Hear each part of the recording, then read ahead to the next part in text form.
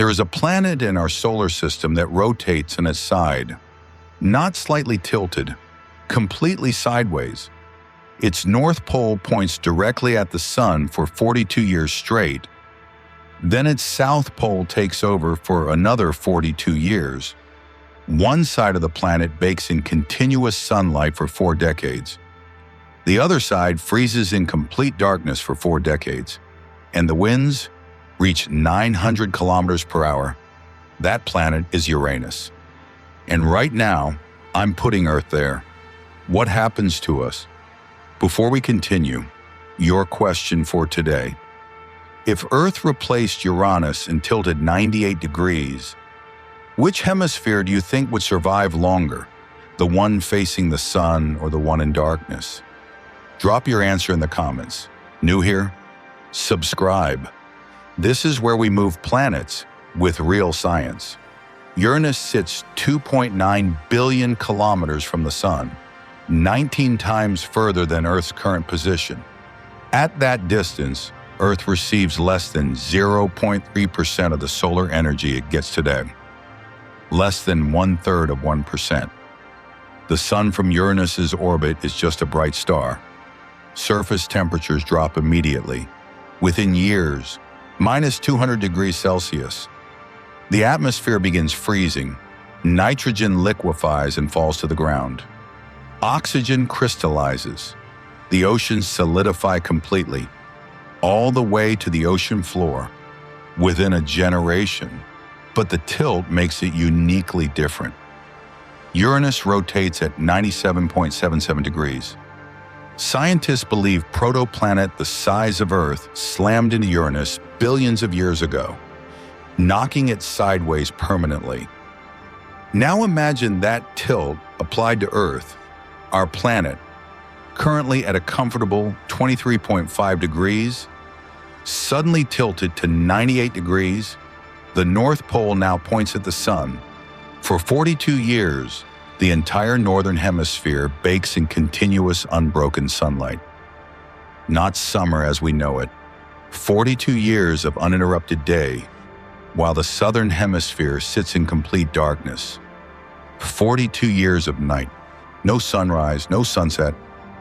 Just permanent black sky and minus 200 degrees. Then, after 4 decades, it flips. The South Pole faces the sun. The North plunges into darkness. This isn't seasons. This is something beyond words. But wait, if one hemisphere gets 42 years of sunlight, does that mean it stays warm? At 2.9 billion kilometers, the answer is no. The sunlit pole might reach a maximum of minus 70 degrees Celsius at the height of its day. Colder than anywhere humans have ever permanently lived. And then, the winds.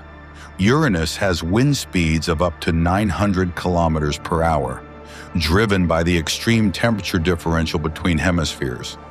Cold air and warm air, relatively speaking, meeting at the terminator line between the lit and dark sides.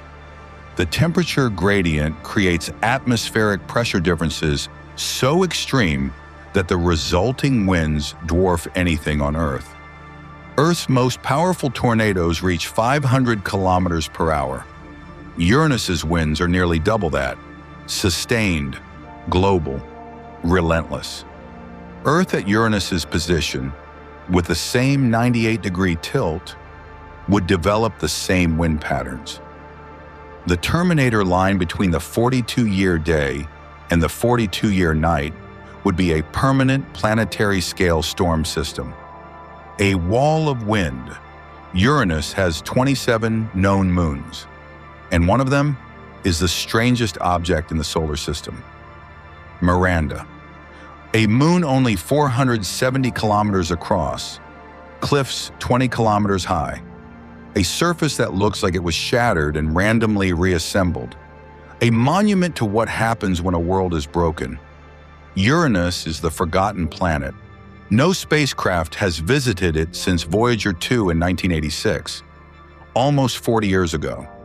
NASA is planning a mission to Uranus, the Uranus Orbiter and Probe, potentially launching in the 2030s, might rewrite everything we think we know about how planets form. Tonight, Uranus is out there, 2.9 billion kilometers away, spinning sideways, in the cold, in the dark, still going.